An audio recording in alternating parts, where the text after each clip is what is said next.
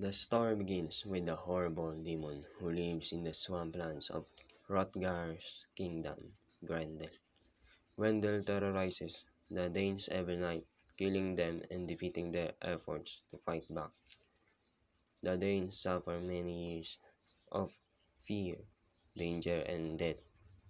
Eventually, however, a young Geatish warrior named Beowulf, inspired by the challenge, Beowulf sails to Denmark with a small company of men, determined to defeat Grendel. Beowulf accepts the offer to fight Grendel.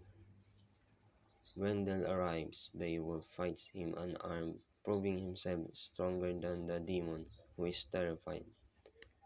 As Grendel struggles to escape, Beowulf tears the monster's arm off. The severed arm hung high in the mid-hall as a trophy of victory. Overjoyed, Beowulf and his men celebrated their victory. Songs are sung in praise of Beowulf, but another threat is approaching.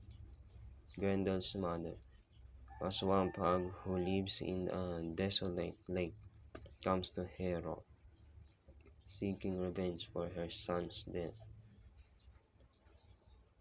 Beowulf and his men travel to the murky swamp, where he dives into the water and fights Grendel's mother in her underwater lair.